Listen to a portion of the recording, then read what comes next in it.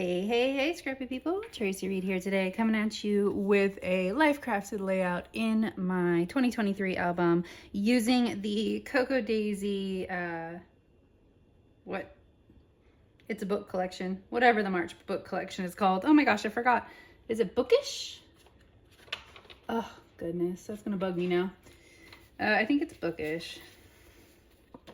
Anyway, there it is.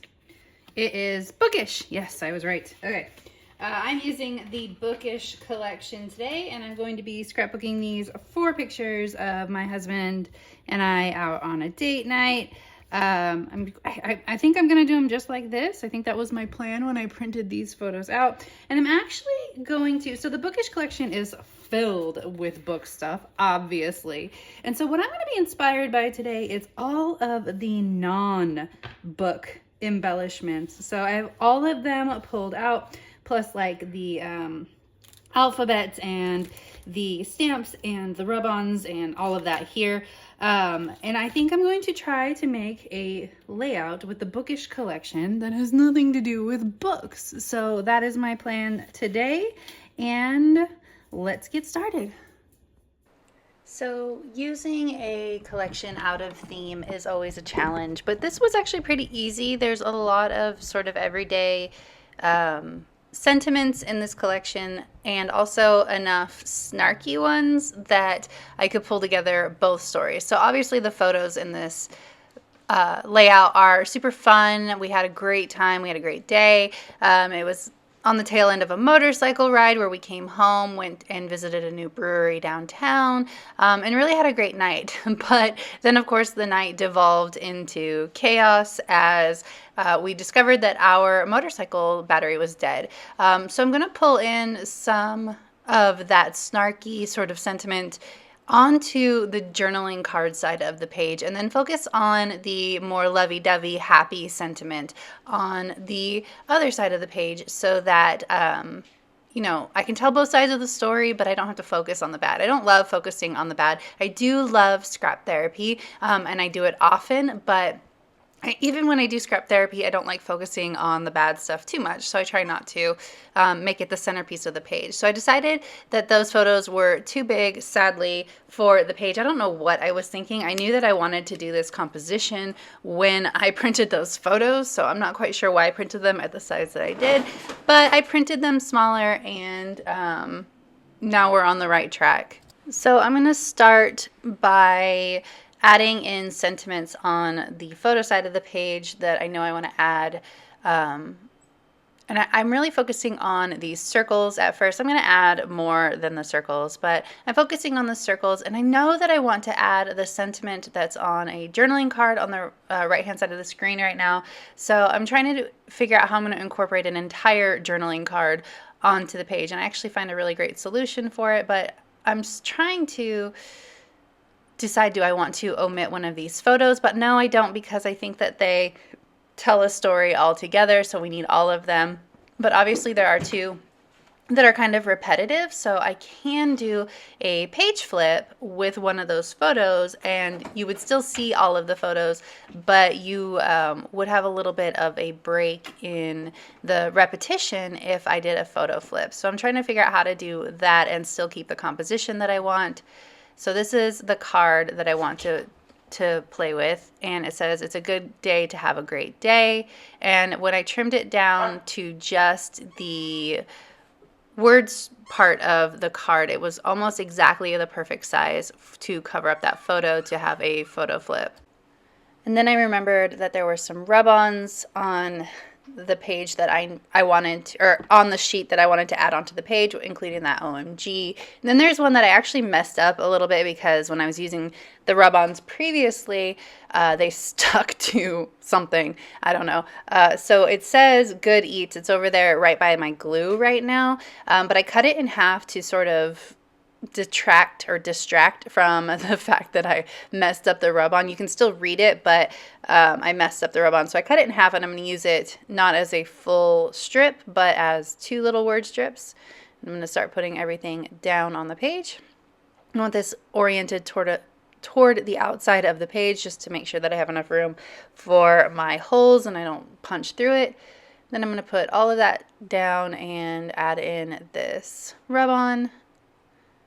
So it says, OMG, this happened. And then it's pointing down to one of the snarky word bits that came in the collection. And it actually says, an empty tank will take you exactly nowhere. Take time to refuel. And I'm going to change it just a couple words. I'm going to cross them out. And it's going to say, an empty battery will take you nowhere. Take time to recharge. I thought that was funny that it was close enough that I could change it and it would be amusing. So I'm doing that. And now I've created my photo flip with a cardstock hinge. And it will have the words on the outside and the photo on the inside.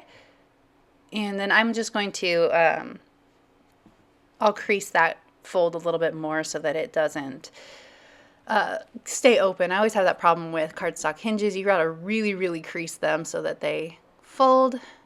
I'm using one of the pattern blocks from the memory keeping sticker kit for the inside of this rather than cutting up more paper. Works out perfectly. It still has a bit of a white edge where the cardstock is, but it actually looks like the outside edge of a book, like the binding. So I thought that worked out well. Even if this page isn't book themed, it works pretty well for this sentiment.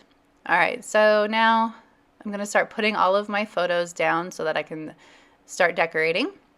So I'm going to start with this one so that I can orient everything where it needs to be. I want to make sure everything is nice and centered vertically on the page. I had it a little too far up.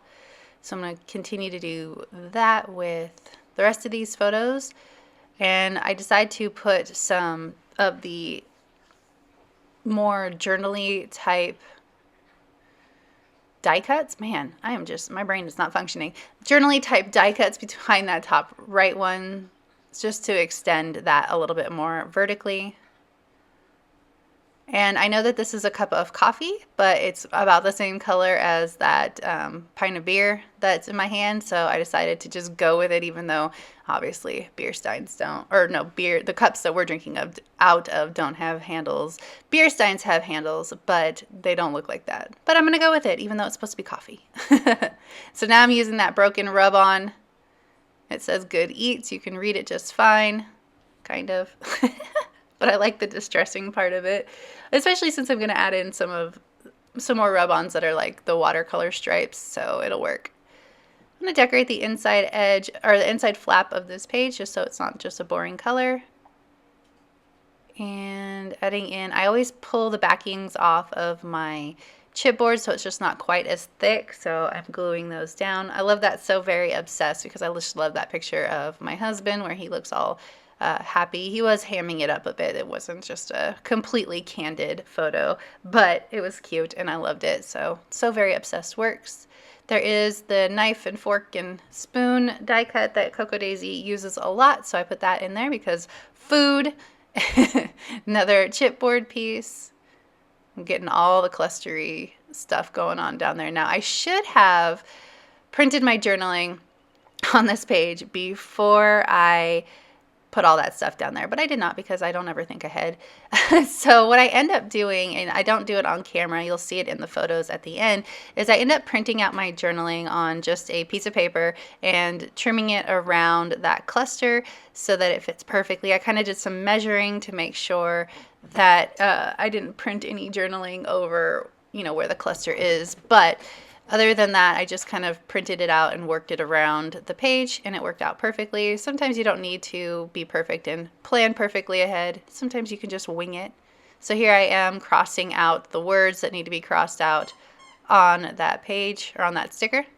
We're getting close to done here. I feel like we need a few more things. I'm sorry if you can hear the dog toy in the background. She's being annoying this morning. I'm going to add some stamping. I love these plus signs, so I'm going to add them as borders around my clusters.